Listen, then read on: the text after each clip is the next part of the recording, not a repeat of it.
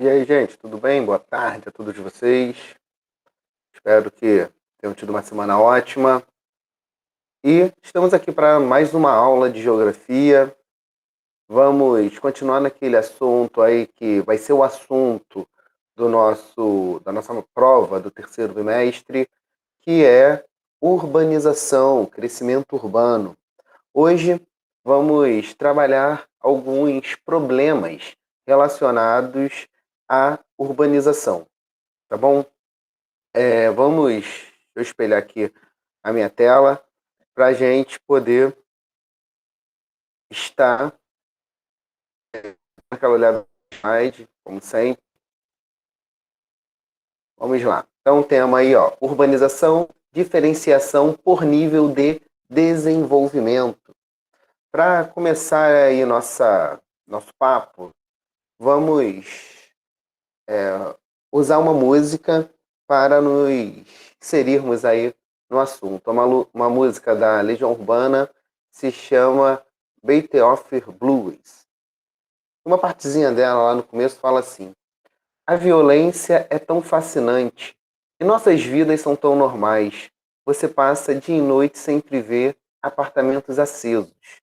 Tudo parece ser tão real, mas você viu esse filme também. Então, refletindo aí um pouquinho sobre esse trecho da música, vamos falar, né, de alguns fenômenos que ocorrem diariamente em nossas cidades, que vemos muito dia após dia, porém, muitas vezes não prestamos atenção nesses fenômenos cotidianos que interferem diretamente em nossas vidas. Então vamos lá, começar então falando sobre metropolização. Já tratamos isso na semana passada, até falamos aí da diferença entre crescimento urbano e só um minutinho, e urbanização. Só para lembrar, até que eu coloquei aqui o slide da semana passada.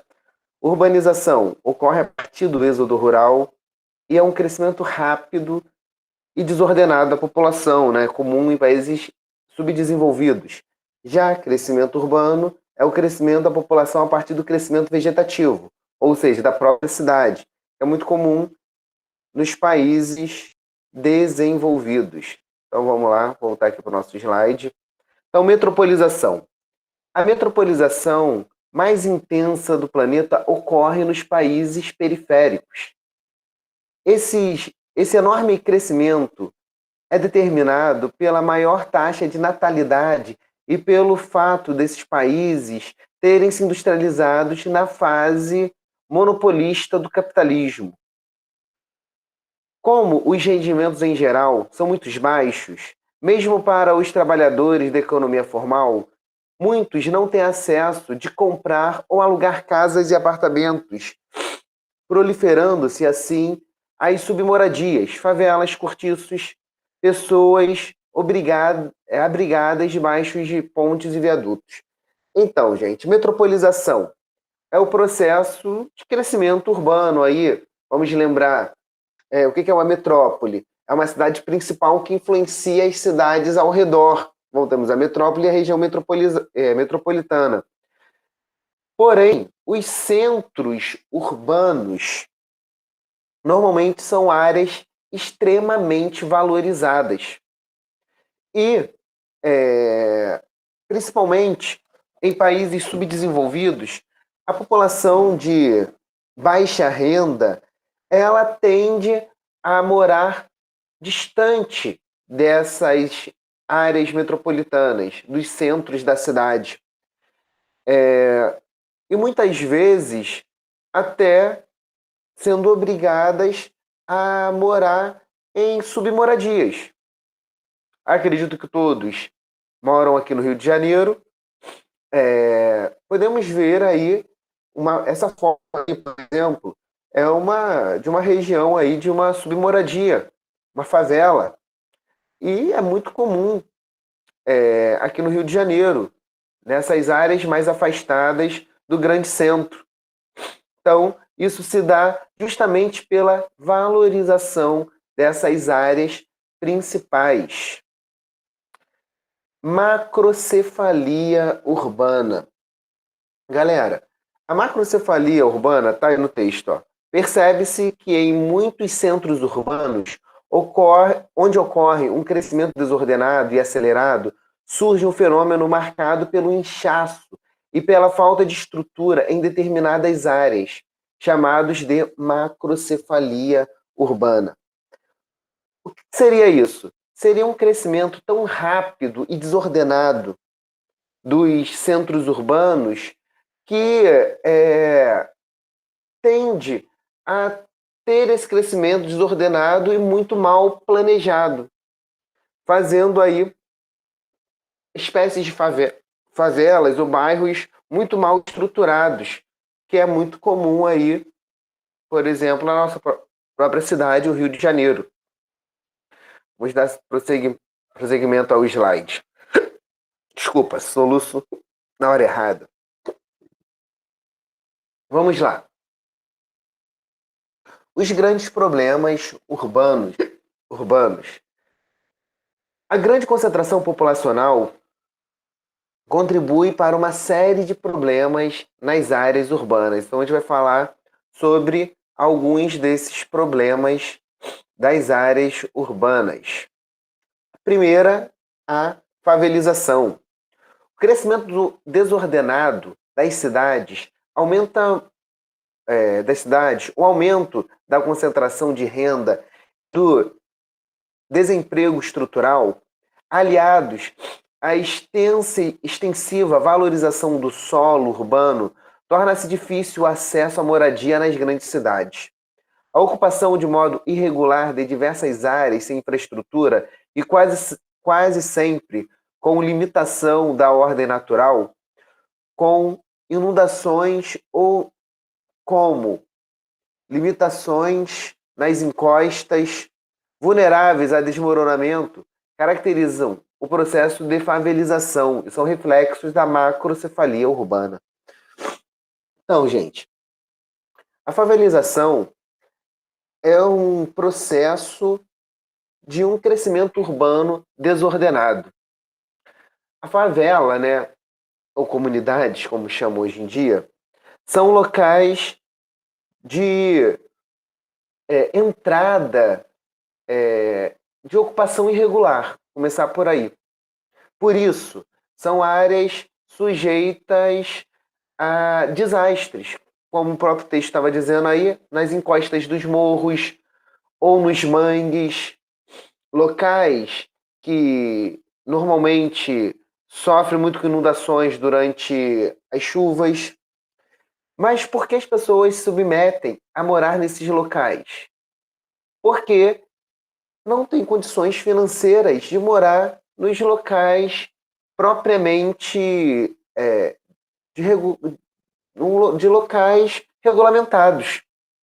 Como a gente já falou aqui, normalmente nos países subdesenvolvidos, até nos empregos formais, as pessoas são mal remuneradas. O que faz com que a ocupação de áreas irregulares se torne muito comum. Aí vamos ter outros problemas associados à moradia nesses locais que não são apropriados, que a gente vai falar mais à frente. Então, um outro problema das grandes cidades é a especulação imobiliária. Vamos lá. A especulação imobiliária agrava esse processo porque contribui para valores cada vez mais altos dos imóveis, incompatíveis com a renda dos trabalhadores com baixos salários. Há também a tendência de segregação socioespacial, isto é, diferenciação do espaço conforme o poder aquisitivo e capacidade de consumo de grupos que compõem a sociedade. O fenômeno de segregação socioespacial é um processo socialmente produzido em que as pessoas com menor poder aquisitivo ou econômico têm acesso apenas às áreas menos valorizadas da cidade. Então vamos lá. dois assuntos importantes aí sobre especulação imobiliária. Primeiro, são as pessoas com um melhor poder aquisitivo que vão conseguir comprar essas casas aonde vamos ter empreiteiras, onde vamos ter empresas construindo ou vendendo os terrenos. A pessoa vai ter que comprovar, no mínimo, aí, um valor para poder estar comprando esse terreno, essa casa, esse apartamento. Aí vamos ter um outro problema. Depois disso, a pessoa muito de baixa renda, sem trabalho formal, não consegue. E depois de construído essas áreas, vamos ter a chamada segregação espacial. O que é segregar? É separar. Vamos ter na cidade as áreas dos mais afortunados e as áreas dos menos afortunados. Muitas vezes, os prédios onde moram esses mais afortunados, eles são verdadeiros condomínios com tudo dentro. Academia, área de lazer, área de esportes, a própria casa, apartamento, estão tudo ali dentro.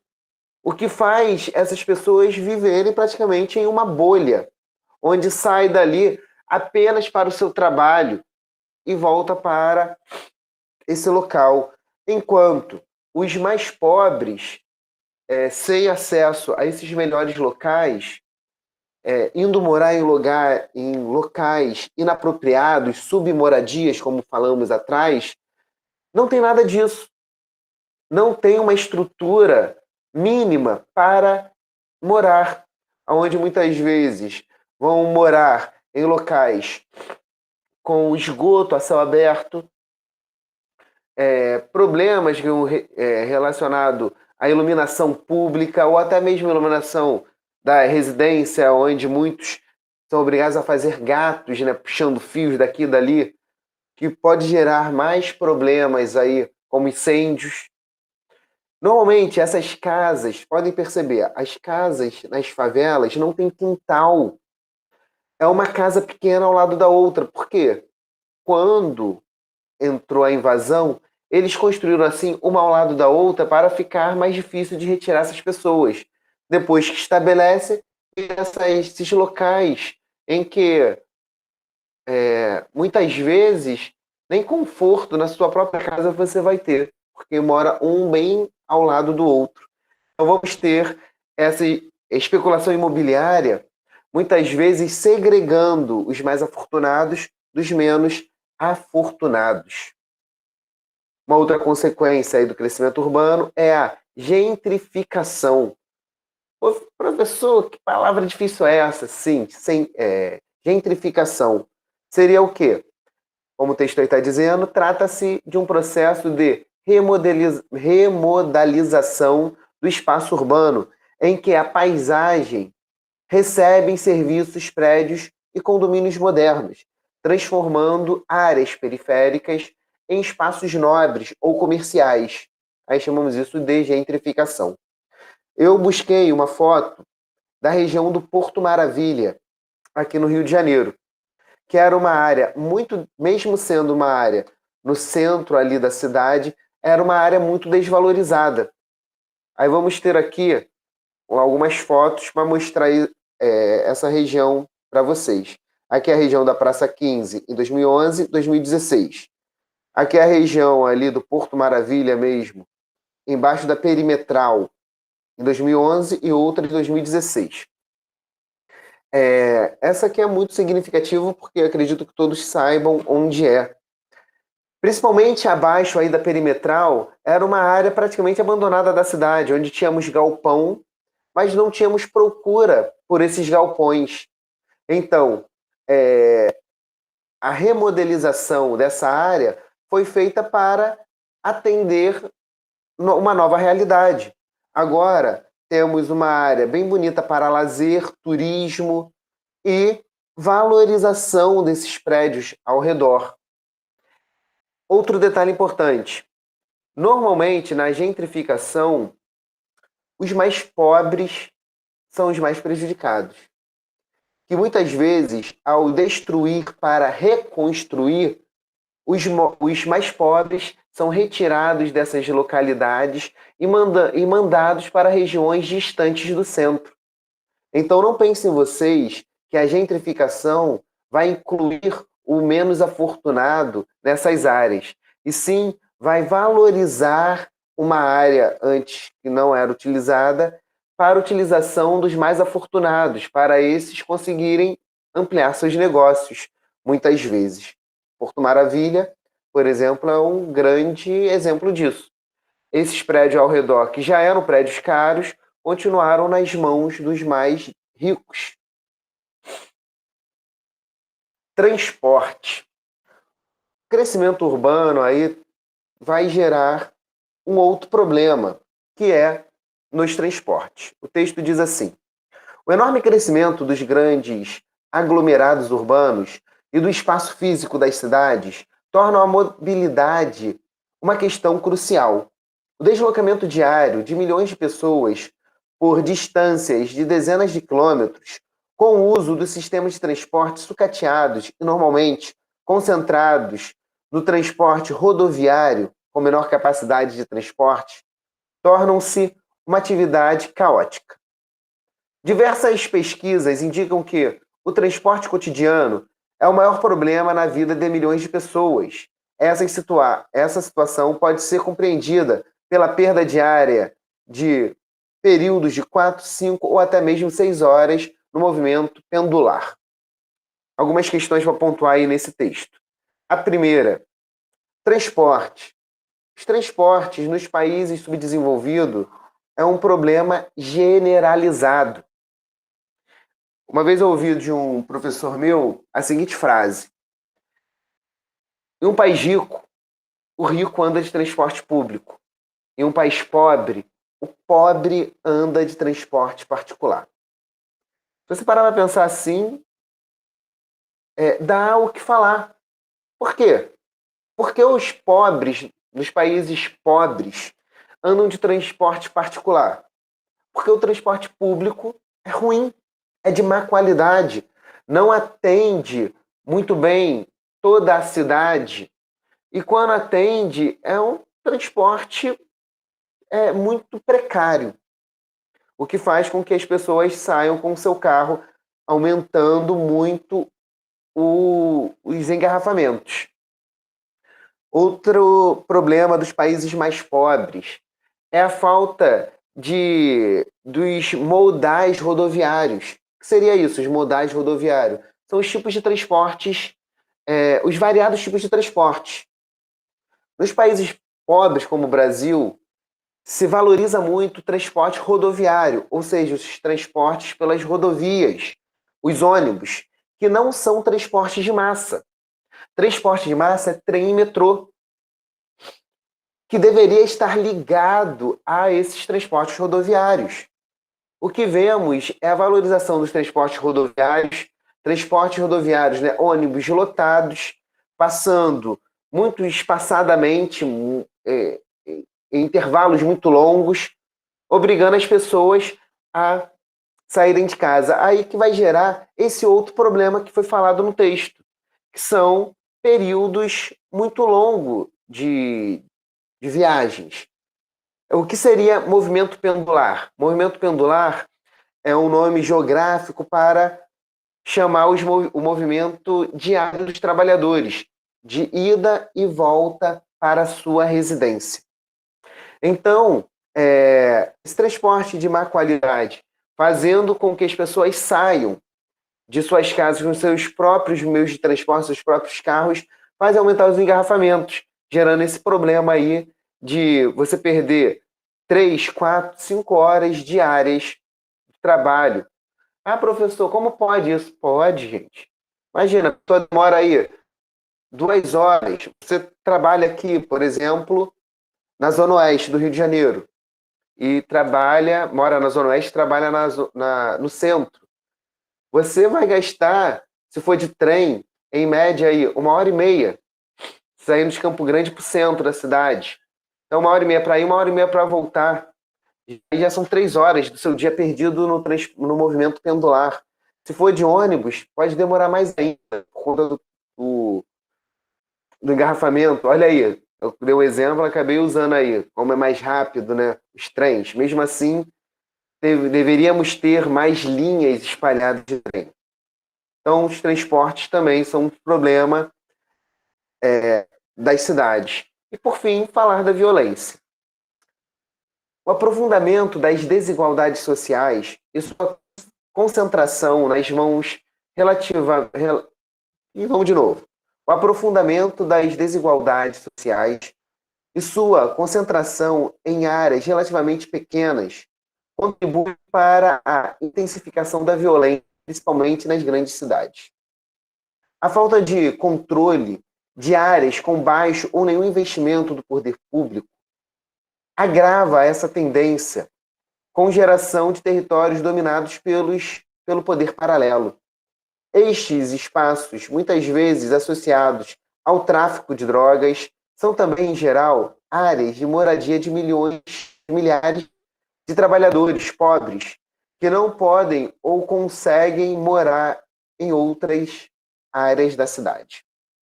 Então, gente, eu falei para vocês lá no começo, o primeiro exemplo que eu dei de problemas relacionados às cidades foram a favelização. A favelização ocorre aonde? São invasões de áreas distantes, um pouco mais distantes do centro, e áreas de difícil acesso. E muitas vezes sem o acompanhamento do poder público, o que faz com que uma área de difícil acesso, distante do centro, e sem a fiscalização pública, acabe sendo controlada pelo poder paralelo. E esse poder paralelo, ele acaba gerando uma verdadeira ordem local, criando suas próprias regras. E no meio disso tudo, vamos ter essas pessoas que, sem condições econômicas para morar em um lugar diferente, acabam se submetendo a viver embaixo dessas regras, que muitas vezes são absurdas, gerando aí muitas mortes, violência e revoltas, até mesmo desses moradores que muitas vezes cresceram e nasceram já com seus pais morando nessas favelas, aonde olham o poder público muitas vezes com raiva por não cumprir e não dar assistência a essas áreas mais carentes. Então, gente, na aula de hoje, vimos alguns problemas relacionados a essas áreas, né, mais problemáticas da cidade. Alguns problemas da cidade, vamos lembrar que a cidade, gente, ela é sim um local de troca, ela é sim um local onde você consegue muitos serviços que você não vai conseguir no campo, porém é formada por seres humanos. E aí vamos ter vários problemas também dentro dessas localidades. Então, galera, a aula de hoje fica por aqui. Até semana que vem. Dúvidas, deixa no mural que estarei respondendo. Um abraço.